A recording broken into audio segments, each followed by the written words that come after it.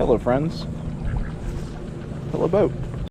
Hey guys, welcome back to yet another video, and today I'm back out here once again doing some brim fishing. Got the brim setups out, really enjoying it this year, so figured why not do another trip. Real quick, want to apologize for the road noise. There is a interstate back behind me, so gonna have that for at least a little bit. But back here in these creeks, we got a lot of sunken trees and stuff, so I'm gonna be fishing probably about 3 feet deep or so, because of how steep it drops off in here. It's about 16 feet in this little creek, so quite deep. But hopefully we're gonna catch a couple of brim. Got my crickets with me, got my general setup I always use. We'll go over that a little bit later. We'll see if we can catch some. Well, that hasn't taken long. First fish is already on, pretty small by all accounts. Oh, it is catfish bait. I am actually gonna keep some of these really small ones today. I'm gonna put them on catfish lines, hopefully tomorrow, but yeah. Tiny little brim, maybe 4 inches long. Hey, he's a keeper for this day. I'll keep probably about 6 of these guys, so it'll be perfect for tomorrow. There's another bite. Once again, not terribly big, but it's bigger than the last one. Throw this one in real quick. There we go. Small female, dark color, might be staying a little bit deeper. I just caught it in that inlet. I'm looking for those inlets as well. You see quite a few of those on this system. So we'll get this one off. And again, I want to keep about 6 of these smaller ones for the catfish tomorrow. And then I want to focus on keeping bigger ones for fillets. Small nibbles might have something. I'm going to let it take it for a second and reel down to it. And yeah, something very small on the end of this, but I will take it. At least I'm quickly getting the skunk out of the boat. It's harder to find the large bluegill when it's hot in July. By the time they bed, a lot of them have been caught, unfortunately. They're bedding. A lot more opportunity for people to catch them. So, if I don't catch a lot of big ones, that's completely fine. Usually I do better in May or so, beginning of the year. But 3 or 4, that'd be great. Here's a fish. That one's better. That one's much better. Whoa!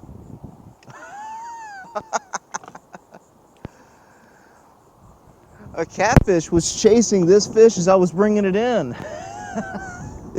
That was funny to see. I know that it probably didn't catch on camera, but I felt a sudden tug. I was like, what in the world? A catfish had this thing in his mouth and I pulled it out. Little pumpkin seed. All right.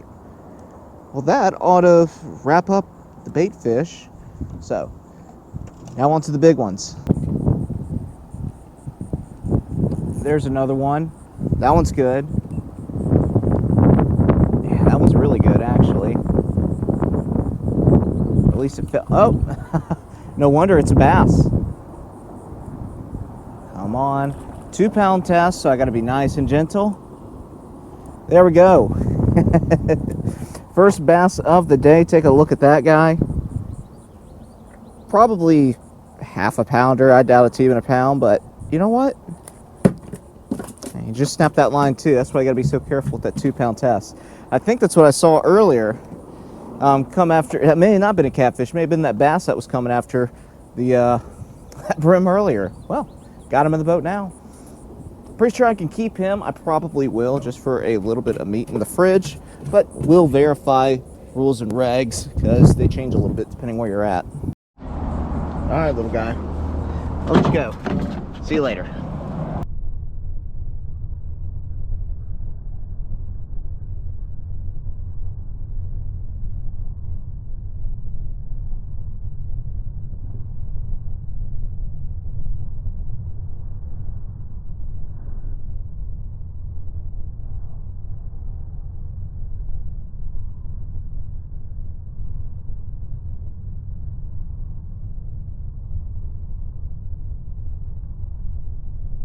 In terms of the gear today, I'm using the same setup I always use, which is a slip bobber setup, slip bobber cork.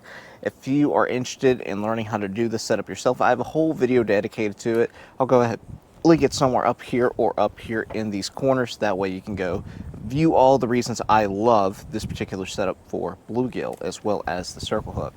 Got a 6-foot rod, Mitchell 310 Pro reel, although any small 500 size reel will do, but been happy with the setup.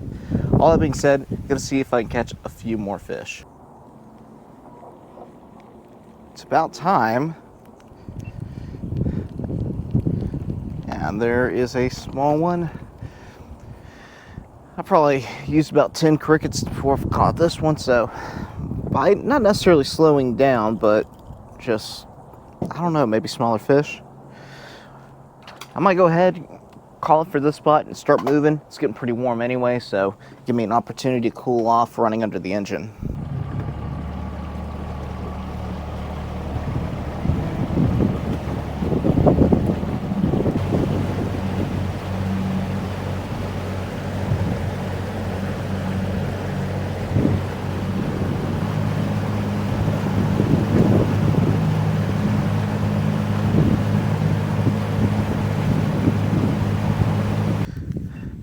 Just made a jog about 8 to 10 miles further south, and I'm definitely in the brackish water territory. I can see these stumps, I got a lot more growth on them as far as barnacles and whatnot.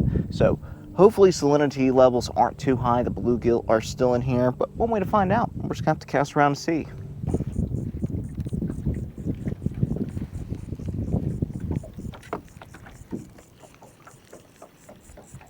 I don't know where. Okay. Something on here, not sure what exactly. Feels decent so far. Yeah. Second eater size bluegill of the day, I would say. On the smaller size of eaters, but an eater. He swallowed that thing. Yeah, he's bleeding. Definitely keep him. I'm not gonna get him to waste. All right, cool. Well, at least found one other half decent one. There goes the hook. Put on the ice chest, keep going.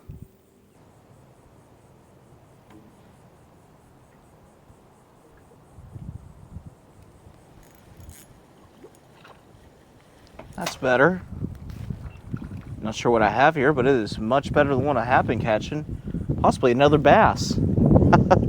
It is.